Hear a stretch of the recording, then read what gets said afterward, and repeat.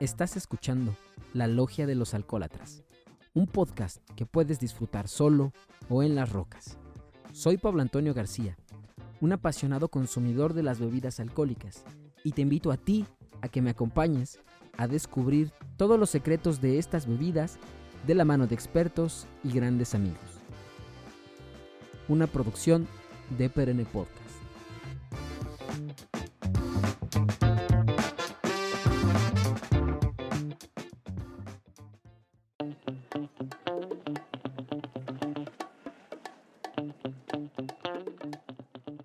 Hola, ¿qué tal amigos? Bienvenidos y bienvenidas a un episodio más de La Logia de los Alcohólatras. Soy Pablo Antonio García, su anfitrión. Muchísimas gracias por acompañarme. Antes de comenzar, quisiera invitarte a que visites nuestro blog gastronómico www.fecunda.com.mx, donde podrás encontrar mucho más contenido acerca de alimentos y bebidas, el buen comer, el buen beber, por supuesto el buen servicio. También tenemos un canal de YouTube, búscalo, Fecunda MX, donde también podrás encontrar videos cortos acerca de varias cosas, chelas, vinos, pasteles, etcétera, etcétera. También te invito a que visites la página web del podcast, es www.estudioperenne.com.mx. Repito, estudioperenne.com.mx. Podrás encontrar también muchos más podcasts, contenido variado y algunas sorpresas por ahí. Bueno, el día de hoy vamos a platicar de una planta que la verdad me encanta. Ya tratada se vuelve un producto que ha fascinado y sigue fascinando a miles de millones de personas en el mundo, a lo largo de la historia, por supuesto. Históricamente originaria del trópico, que cuando llegaron los españoles y la introdujeron en Europa, pues la verdad es que fue un éxito total, como casi todas las cosas que introdujeron los españoles de la Nueva España, y que a la larga se ha convertido en un deleite para los paladares conocedores. Para los paladares que disfrutan de una buena sobremesa. Estamos hablando de nada más y de nada menos que del tabaco. Y pues el día de hoy precisamente vamos a centrarnos en la historia de esta gran planta, del tabaco negro particularmente. Ya platicaremos por qué después. Esta historia es fascinante, ya verán por qué. Pero bueno, iniciemos. Primero que nada hay que aclarar. Existen dos tipos de tabaco.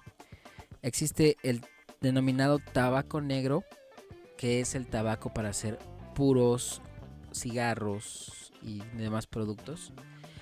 Y existe el tabaco rubio, que el tabaco rubio es propiamente para hacer cigarrillos.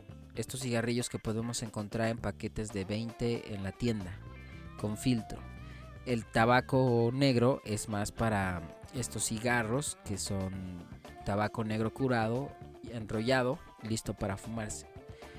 No tienen filtro y son utilizados para la sobremesa, acompañado con licores y con demás delicias. Se cree que este tabaco negro tiene su origen en las laderas del lago Titicaca, ya que se han encontrado ahí algunos indicios de que esta planta estuvo por ahí hace mucho tiempo, pero encontró su lugar espiritual en el trópico. ¿Por qué? Porque ahí encontró las condiciones adecuadas para que se desenvolviera apropiadamente, y porque también encontró a las personas adecuadas para que pudieran adaptarse perfectamente. Bueno, estas personas son los denominados taínos. Los taínos fueron una tribu indígena, la más grande del Caribe. Los principales habitantes es las islas de Cuba, Trinidad, Jamaica, Puerto Rico y la Hispaniola, que hoy conocemos como Haití, República Dominicana. Desgraciadamente, en 1570 fueron exterminados por los conquistadores españoles, que pues no se tentaban el corazón y arrasaron con esta tribu relativamente grande que se encontraba en estos lugares. Ahora, los taínos tenían una religión monoteísta, donde existía un solo dios, pero también había como espíritus denominados semis, que también influían bastante en la existencia del hombre o de la naturaleza. El dios principal de ellos era Bayamanaco. Era un guardián de todos ellos, era su dios supremo y era el creador de la magia, el fuego y todo esto. Los taínos creían que la planta de tabaco fue creada por él, traída desde el cielo por él, para los hombres, y la representación física de este dios era tabaco enrollado. O sea, ellos creían que estas hojas de tabaco enrollándose y fumándose podían tener un acercamiento con el dios y poder hablar con él. El ritual que se llamaba coiba, que era el ritual sagrado para comunicarse con este hombre a través del humo, consistía en quemar y fumar tabaco mezclado con otras hierbas. También utilizaban principalmente unas semillas denominadas tamarindo macho, que son semillas alucinógenas. Entonces imagínense, fumaban tabaco y también acá esta parte alucinógena, pues sí, hablaban con Mayamanaco a la de a fuerzas. Obviamente todo esto tenía una representación importante para ellos, y la diosa que se tenía que encargar o que tenía que darle permiso a los hombres era su esposa Atabey, la cual tenían que pedirle permiso antes de poder hablar con Mayamanaco. También Atabey fue quien enseñó a cultivar el tabaco, a pescar, a cazar y muchas cosas más. Ahora es importante señalar también que los taínos creían que la vida dependía de 3 sustancias vitales: la saliva, el tabaco y el semen. Podemos imaginarnos que se la pasaban súper bien. Y bueno, ya regresando un poquito al tema del coiba, el coiba era este ritual para hablar con Mayamanaco, pero no podía hacerlo cualquiera, obviamente, tenía que hacerlo el chamán, que era el vejique o vejique. Era jefe de la tribu, chamán mayor, inhalaba el humo a través de un dispositivo de madera que era como una resortera, o sea, era un palo hueco que tenía 3 entradas, una para inhalar y 2 para meter las sustancias que se van a inhalar. Entonces, en una metían tamarindo macho y en la otra metían el tabaco, prendían fuego y fumaban, inhalaban, y pues de ahí se prendía. Esta persona solamente podía hacerlo, nadie más. Tenía que ser el coiba, y este coiba era hecho por el vejique o vejique. Este artefacto donde podían fumar se cree que era llamado tobaco, donde posteriormente se desarrollaría la palabra tabaco. Entonces este artefacto tiene una forma de resortera, hueca por dentro, por supuesto. Ahora, una vez que el vejique podía entrar en contacto con este dios, el vejique preguntaba cosas de primera necesidad, como oye, hoy podemos sembrar, o mañana qué va a pasar, o tráenos lluvia, o quítanos las lluvias, o por favor ayúdanos del terremoto, lo que sea. O sea, esto era esencial para la vida de los hombres porque pues era Dios. O sea, realmente era comunicarse con Dios y Dios les iba a solucionar o los iba a castigar. Y así pasaron por muchos años estas prácticas. Realmente estos taínos con estas prácticas fueron los primeros en desarrollar y en implementar este tabaco en todos sus rituales. Esta práctica no es propia tampoco de estas tribus. Se ha documentado que en Mesoamérica también se utilizaba tabaco en algunas cosas. De hecho, hasta la fecha, en algunas partes de México se siguen utilizando como curativos, en prácticas religiosas y también en ceremonias de despedida o de alumbramiento. Era una planta mística en toda esta parte de América y pues hasta la fecha creo que lo sigue siendo. ¿Vale? Bueno, entonces regresemos en el tiempo hasta el año de 1492, cuando Cristóbal Colón llegó al Caribe. Obviamente, Cristóbal Colón no sabía que estaba descubriendo un nuevo continente, ni siquiera se imaginaba la magnitud de las cosas. De hecho, las islas que llegó creyó que eran parte de las Indias de Asia. Imaginémonos la escena. 1492, en medio de la nada. Han pasado ya muchos días en alta mar, todo el mundo está estresado, está enojado. Muchas personas creen que va a morir. Algunas personas ya se están queriendo amotinar, otras ya se amotinaron. No, en fin, un desastre. Y de repente alguien grita: tierra a la vista. Todos voltean, por supuesto ven un pedazo considerable de tierra, una isla.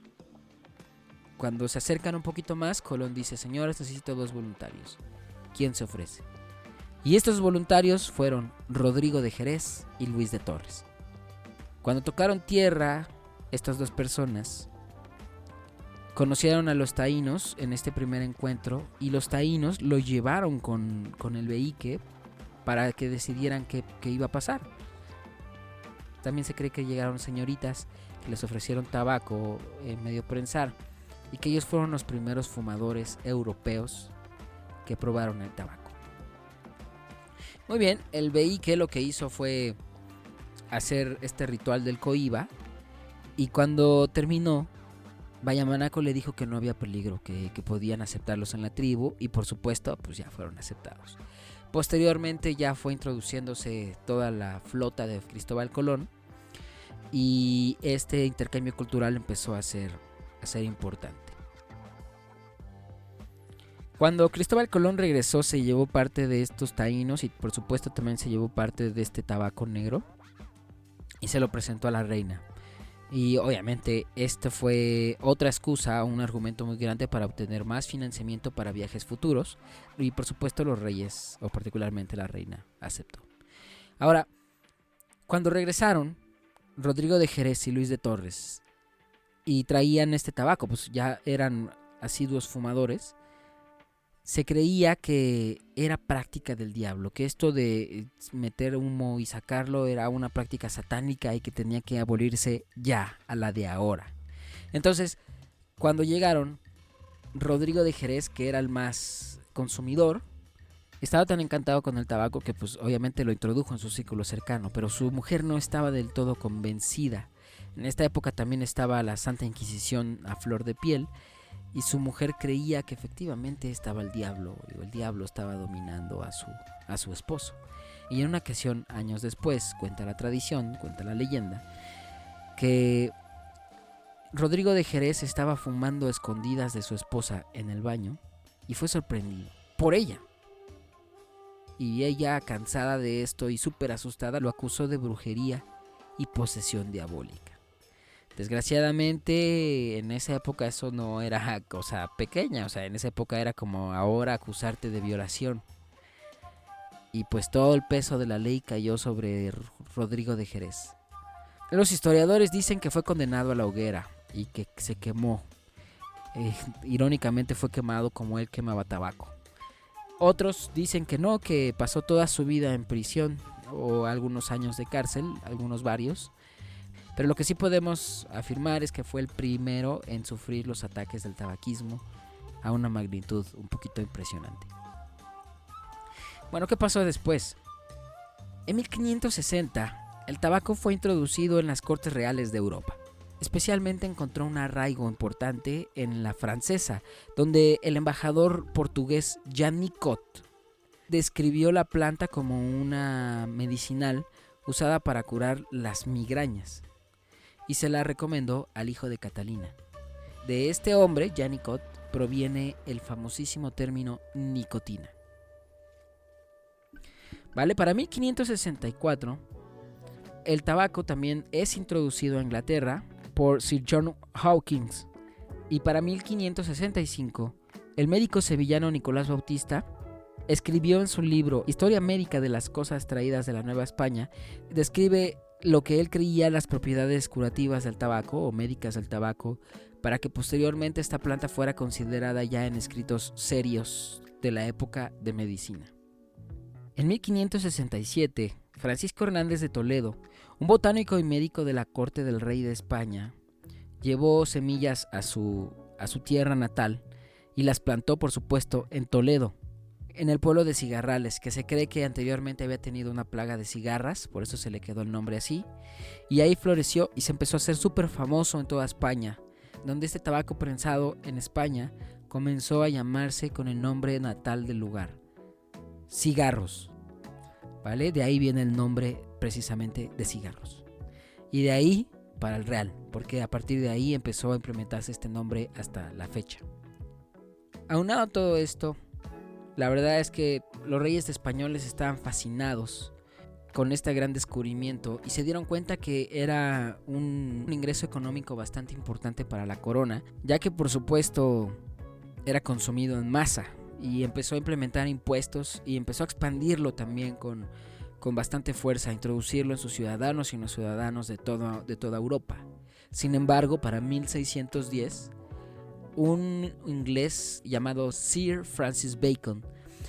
Bacon se dio cuenta que algo no andaba bien con esta planta, que en uso excesivo causaba daños y que pues efectivamente estaba incrementando el consumo en toda Inglaterra y en toda Europa, y afirmó que es una costumbre que más tarde es difícil dejar, o sea que se estaba dando cuenta de sus propiedades adictivas y que efectivamente a la larga podría causar problemas. Sin embargo, pues no fue escuchado, y 10 años después fue inaugurado en Sevilla la Fábrica Real de Tabacos de Sevilla, convirtiéndose en el primer sitio de producción en Europa. Y pues por supuesto esto ayudó a la corona española a poderlo fabricar, para poderlo manufacturar en España directamente y poder distribuirlo en Europa sin mayor problema. Esto por supuesto tuvo un impacto súper grande, ya que efectivamente la popularidad de este empezó a crecer de manera exponencial, al grado de que empezó a consumirse muchísimo más, y la demanda comenzó a crecer. Fue por eso que en 1717 se estableció el monopolio real del tabaco en Cuba. Esto se conoce en la historia como el estanco del tabaco, donde España daba exclusividad a Cuba para la producción y embarque de tabaco, no solo a España, sino a todo el imperio. Recordar que en ese momento pues el imperio español era sumamente grande. Carlos el rey decía que tenía una frase muy célebre que es: en mis reinos no se pone el sol, porque por supuesto cuando era de noche allá, aquí era de día y viceversa, o sea, era enorme. Entonces se establecía que todo este tabaco cosechado en Cuba se tenía que llevar directamente a la Fábrica Real de Sevilla para su manufactura y su comercialización, haciendo ya un monopolio específico de la corona, lo cual por supuesto no beneficó para nada al tabaco, como su nombre lo dice.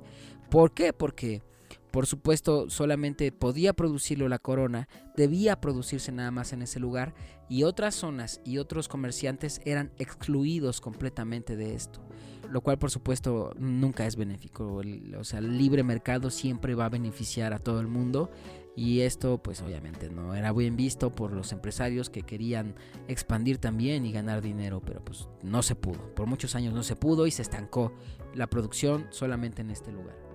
Ahora habían rebeldes, por supuesto, tuvieron que pasar muchísimos años para que en 1810 precisamente Francisco Cabañas fundara la marca Cabañas y Company en Cuba, considerada la primera marca comercial de tabaco. Esto, por supuesto, era una falta de respeto, o sea, estaba incumpliendo una ley real, y pues desgraciadamente fue arrestado y ejecutado. Pero obviamente ahí ya había cosas, ¿no? Y recordemos que ya en 1810 también había ya un sentimiento antiespañol en general en toda América. En esa época empezó igual la insurgencia en México, y pues posteriormente se desencadenaría en toda América Latina y en el Caribe. Pero como Cuba fue la última en independizarse de España, pues ahí todavía había un control estricto acerca de la corona española. Pero afortunadamente en 1817 se revocó el decreto real sobre el monopolio, permitiendo el comercio entre Cuba y el resto del mundo, siempre y cuando fuera a través de puertos españoles. Por supuesto, esto ya dio pauta a que muchas más empresas se crearan, y por supuesto fue aprovechada por muchos empresarios españoles que vieron en una oportunidad de oro. Y pues sí lo fue. La marca Larrañaga es fundada en 1834, y en 1837 Ramón Alóñez también vio la luz, y así sucesivamente. Punch, la famosa marca H. Hubmann, nace en Cuba en 1844, creada por un barquero alemán del mismo nombre, Hermann Hubmann, y su familia. Y pues bueno, prontamente se convirtió en una de las marcas muy populares en La Habana y posteriormente en todo el mundo. Y para 1845 empezó también formalmente Partagas, la famosísima Partagas, bajo liderazgo de don Jaime Partagas. Todas estas, como se verá, son de empresas familiares que posteriormente se convertirían en algo súper fuerte. Y así fueron creciendo, introduciéndose muchas más marcas, hasta que en 1902 el capital norteamericano toma control sobre la industria del tabaco cubano. El Tobacco Trust es creado en los Estados Unidos, controlando más del 90% de las exportaciones del mundo. O sea, ya ahí ya Estados Unidos también se dio cuenta de que es negocio y pues de ahí para adelante. Y pasa algo histórico. En 1903, la Aurora es la primera fábrica que se tiene registro en la República Dominicana. Algo histórico porque se empiezan a desarrollar marcas fuera de Cuba, algo benéfico que hasta la fecha se sigue haciendo y por supuesto va creciendo todo esto. Ahora, en esta época ya había piratería de tabaco, ya existía esta parte importante de que, oye, ¿qué onda con el tabaco que me estás vendiendo? Porque aquí dice una marca y sabe completamente diferente. Y por supuesto, en 1912, para combatir esta piratería, el gobierno cubano autoriza que el sello de garantía sea incorporado en todas las cajas de tabaco producidas en el país. Esto fue benéfico porque este sello era único. Obviamente después todo se puede romper, o sea, todo se puede falsificar, pero en esa época ayudó bastante a los productores, quienes ya tenían mucho más confianza, y a los consumidores, que por supuesto tenían el mismo caso. En ese mismo año fue creada la Arturo Fuente, que es una marca súper mística, junto con Montecristo. Pasaron un poco más de años y entró al mercado el magnífico y místico Sino Davidoff, quien instala lo que se podría considerar como el primer almacén con condiciones de clima controlado en el sótano de su afamada tienda en Ginebra, Suiza. Fue el primer comerciante formal de cigarros moderno en Europa. Y para 1946 tuvo tanto éxito que Sino Davidoff hizo equipo con Fernández, Palacio y Company, productores de Hoyo de Monterrey, para introducir el tabaco cubano después de la Segunda Guerra Mundial en Europa, y fue llamado, como los buenos vinos, Davidoff's Chateau, iniciando así una marca que llegaría hasta la posteridad y que sigue siendo mítica para los consumidores de tabaco en el mundo. Para 1984 pasa algo increíble. El agrónomo cubano David María Rodríguez hace un cruzamiento entre la planta de tabaco para capa cubano con una planta de una isla de Sumatra, creando la capa denominada Corojo, a su tiempo considerada como la única capa de calidad cultivada en el Caribe y considerada aún mayor por muchos por la mejor capa del mundo. Ahorita ya hay bastantes, pero en esa época era wow, super ultra mega wow. Desgraciadamente todo esto se vino abajo. Con el triunfo de la Revolución Cubana, la industria del tabaco cubano es nacionalizada y muchos empresarios tabacaleros tienen que emigrar para poder conservar sus negocios con el libre mercado, y pues las marcas que no pueden migrar son nacionalizadas y empiezan a ser parte del Estado, por supuesto. Y es construido el Cubataco, la empresa cubana del tabaco. Pasa algo sumamente increíble, histórico. Para 1966, en un viaje de Fidel Castro por Cuba, por supuesto, este se enamora de una ligada realizada por el torcedor Eduardo Rivera. Esta liga, un año después, se convertiría en la ligada clásica de los cigarros denominados Cohiba, que son cigarros de super calidad de estado, pero del Cohiba hablaremos un poquito después. Ahora, el presidente de los Estados Unidos en 1962, John F. Kennedy, antes de declarar el embargo económico a Cuba, poniendo fin, por supuesto, a todas las relaciones comerciales de estos dos países, manda a comprar más de 1000 puros de su marca favorita, H. Upmann, de la presentación Petit Corona, para su disfrute personal. Por supuesto, el presidente Kennedy no era para nada tonto, sabía que esto es un manjar y dijo: de aquí soy primero antes de que me lo quiten. Ahora pasan muchísimos años y obviamente la industria del tabaco cubano empieza a tener igual mayor impacto en el mundo, y en 1994 se funda Habanos S.A. como la compañía de marketing y distribución de los cigarros cubanos en el mundo. Y es tan importante que empiezan a hablar ya de denominación de origen cubano, ya que pues obviamente en Cuba sí se hacen cosas muy buenas. Un año después, precisamente, Cohiba, por supuesto, empieza a ocupar primeras planas a nivel mundial porque empieza a haber un índice de piratería increíblemente grande, y en República Dominicana empiezan a robarle el nombre Cohiba a algunos cigarros, ya que General Cigar, una marca dominicana, le pone este nombre a sus cigarros. Y por supuesto Fidel entró en cólera y demandó por los derechos legales del nombre a esta empresa, y al final Cuba, como todos sabemos, se quedó con los derechos de esta marca. Ahora, esta marca es considerada una de las mejores marcas de cigarro del mundo. Sin embargo, también actualmente es considerada la más falsificada del mundo. Por lo mismo, parte de su misticismo es ese. Conseguir un Cohiba original es complicado. Conseguir un Vejique original es aún más complicado. Vejique actualmente es la marca premium del Cohiba.